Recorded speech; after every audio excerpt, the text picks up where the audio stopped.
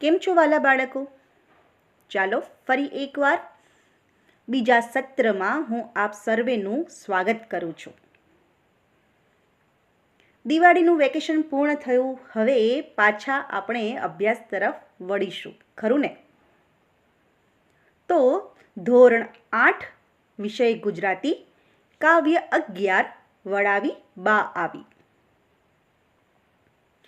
આ કાવ્યના કવિનું નામ છે નટવરલાલ કુબેરદાસ પંડ્યા. તેમનો જન્મ 28/9/1920, અવસાન 7/11/2011.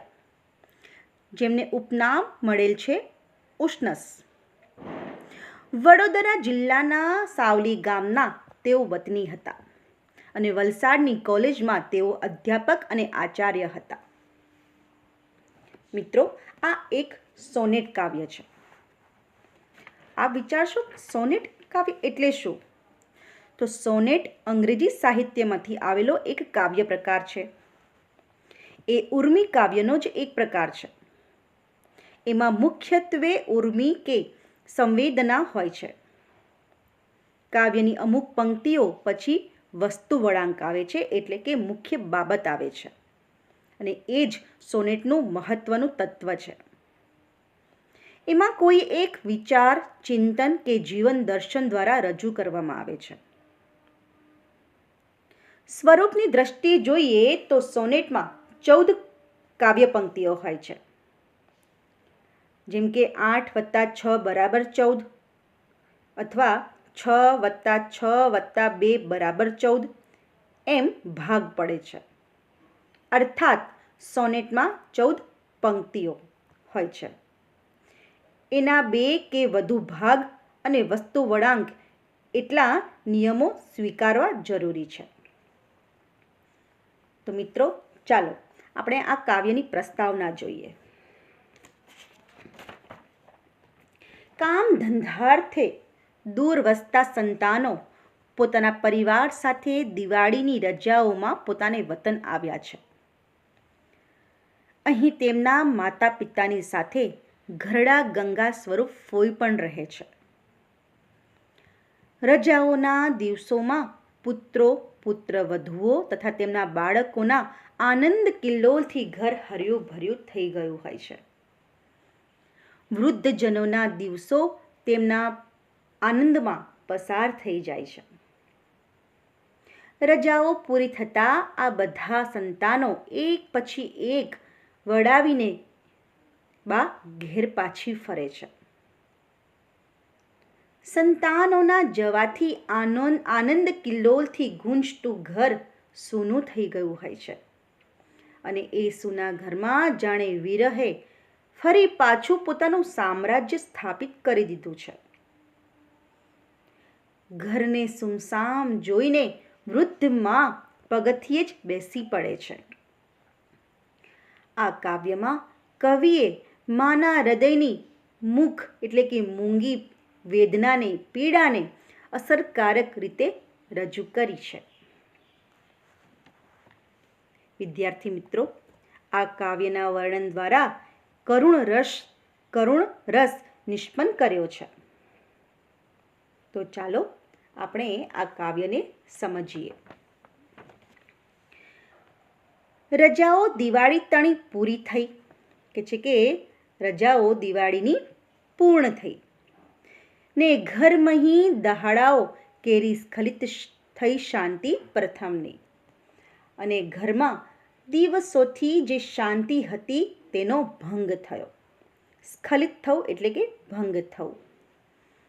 વસેલા ધંધાર્થે દૂર સુદૂર સંતાન નિજના, કે છે કે આ માતા પિતાના જે બાળકો છે, જે સંતાનો છે, તે ધંધાર્થે વ્યવસાય કે છે કે ગામથી દૂર શહેરમાં કે છે કે વસી ગયા હતા. જવાના કાલે તો, અને હવે તો આ બાળકો આવતીકાલે જવાના. જનક જનની ને ઘર તણા. સદાના ગંગા સ્વરૂપ. ગંગા સ્વરૂપ એટલે જે વિધવા સ્ત્રી હોય તેમના નામ આગળ તેનું નામ જે હોય તેની આગળ કે છે મુકાતું આ એક વિશેષણ છે ગંગા સ્વરૂપ. કે છે કે સદાના ગંગા માં સ્વરૂપ ઘરડા ફોઈ વૃદ્ધ ફોઈ સહુએ બધાએ લખાયેલો કર્મ વિરહ મિલને તે રજની. કે છે કે પછી તો માતા પિતા અને ઘરમાં રહેતા વિધવા ફોઈ સૌએ તેમના નસીબમાં લખાયેલા વિરહને કે છે કે રાત્રે સૌની વચ્ચે નિહાળ્યો, સૌ વચ્ચે નિયત કરી બેઠા નિજ જગા. માતા પિતાને અને ફોઈને ખબર છે કે આ બાળકો આવતીકાલે કે છે કે એમના કામ ધંધાર્થે પાછા શહેર તરફ જતા રહેશે. તો બધા ભેગા થઈને આગલી રાતે કે છે કે એમના સ્થાન ગ્રહણ કરીને કે છે કે જગ્યા ઉપર બેસી જાય છે. ઉવેખી એટલે કે અવગણીને એને સૌ જરઠ એટલે કે વૃદ્ધ ઘરડા વળી વાતે સૂઈ ગયા. કે છે કે તેમ છતાં એના તરફ ધ્યાન આપ્યા વગર, કઈ બાબત ઉપર ધ્યાન આપ્યા વગર કે આવતીકાલે આ બાળકો પાછા શહેરમાં જતા રહેવાના છે એ તરફ ધ્યાન આપ્યા વગર સૌ વૃદ્ધજનો વાતો કરતા કરતા સૂઈ ગયા. વિદ્યાર્થી મિત્રો, ચાલો આ કાવ્યનો આપણે ફરીથી સાર સમજીએ. દિવાળીની રજાઓ પૂરી થઈ અને ઘરમાં દિવસોથી જે શાંતિ હતી તેનો પણ ભંગ થયો. ધંધાર્થે દૂર દૂર વસેલા પોતાના સંતાનો હવે કાલે જશે. પછી માતા પિતા અને ઘરમાં રહેતા વિધવા ફોઈ સૌએ તેમના નસીબમાં લખાયેલા વિરહને કે છે કે આગલી રાતે સૌની વચ્ચે પોતાનું આસન નક્કી કરીને કે છે કે બેસી ગયા. તેમ છતાં કે છે કે કાલે જવાના છે એનો વિચાર કર્યા વગર, ધ્યાન આપ્યા વગર સૌ વૃદ્ધજનો વાતો કરતા કરતા સૂઈ ગયા. બાળ મિત્રો, તમારા ત્યાં બી એવું થાય છે ને ઘણીવાર કે આપણે દિવાળી વેકેશનમાં જ્યારે આપણે આપણા વતન, આપણા દાદા દાદી પાસે જવાના હોઈએ છીએ ત્યારે જઈએ છીએ ત્યારે આનંદ ખૂબ જ અલગ હોય છે. દાદા અને દાદીના ચહેરા ઉપર અલગ જ પ્રકારનું સ્મિત કે છે જોવા મળતું હોય છે. અને જ્યારે પાછા આપણે પરત ફરીએ છીએ ત્યારે એ હસતા ચહેરા કે છે કે મુરઝાઈ જતા હોય છે. આગળ જોઈએ. સવારે ભાભીનું ભર્યું ઘર લઈ ભાઈ ઉપડ્યા. સવારે કે છે કે ભાભીનું ઘર એટલે કે ભાભીનો ભર્યો પરિવાર લઈને ભાઈ તો ઉપડ્યા. ગઈ અડધી વસ્તી ઘર થઈ ગયું શાંત સઘળું. એક ભાઈ કે છે કે વતન છોડી અને કે છે શહેર તરફ આવે છે ત્યારે કે છે કે અડધું ઘર તો એમ જ ખાલી થઈ જતું હોય છે. બપોરે બે ભાઈ અવર ઉપડ્યા લઈ નીજની. કે છે બપોર થઈ એટલે બીજા બે ભાઈ કે છે કે એમની પત્નીઓ કે છે કે પોતપોતાની નવપરિણીત પત્નીઓને લઈને કે છે કે તેઓ પણ ઉપડ્યા. હવે નવોડા એટલે કે નવવધુ, ભાર્યાઓ એટલે કે પત્ની અને પ્રિય વચન મંદ સ્મિતવતી એટલે કે પ્રિય વચન બોલનારી અને ધીમું ધીમું હસનારી તેમની પત્ની કે છે પત્નીઓને લઈને તેઓ પણ કે છે શહેર તરફ નીકળ્યા. વડાવી બા આવી. પોતાના બધા સંતાનોને એક પછી એક વડાવીને બા ઘેર પાછી આવી.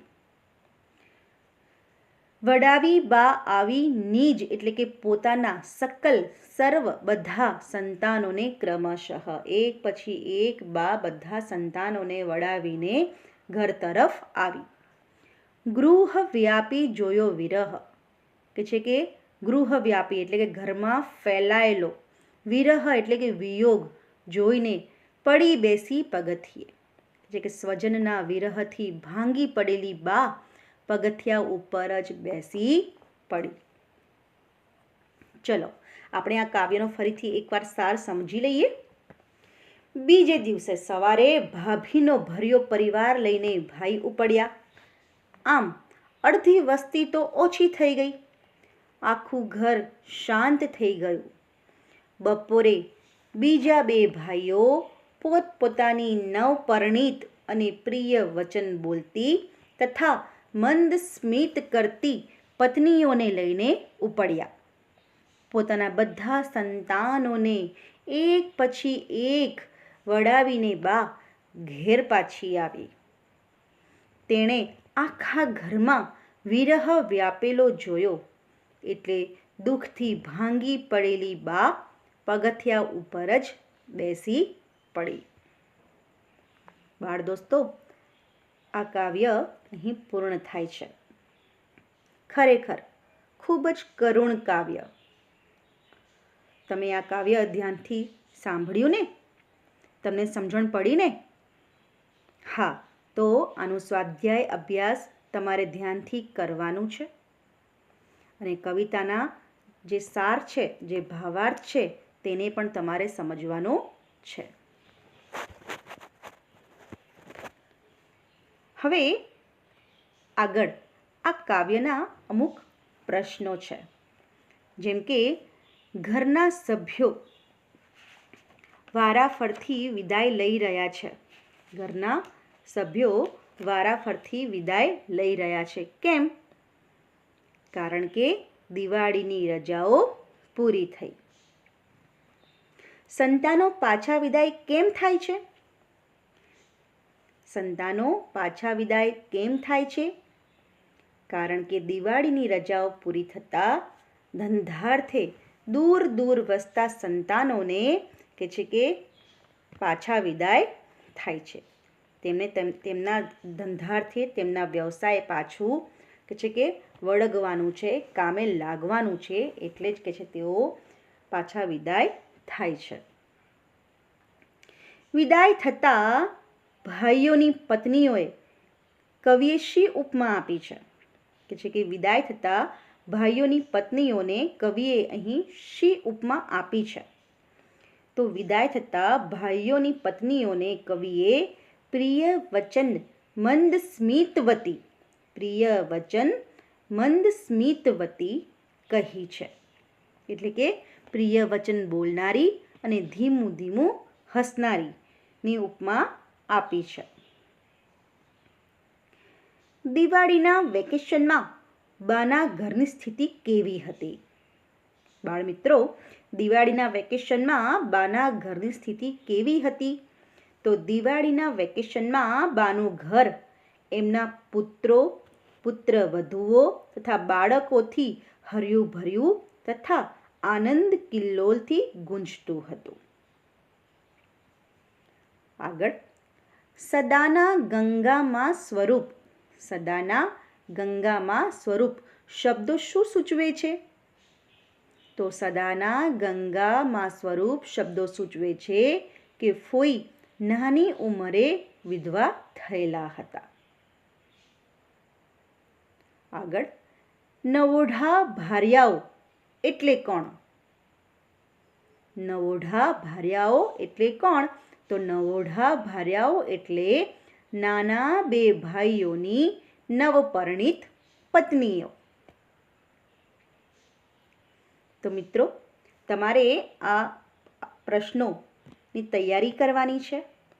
આ કાવ્યમાં આવા ઘણા બધા પ્રશ્નો તમને મળશે. બરાબર? તો તમે કરશો ને?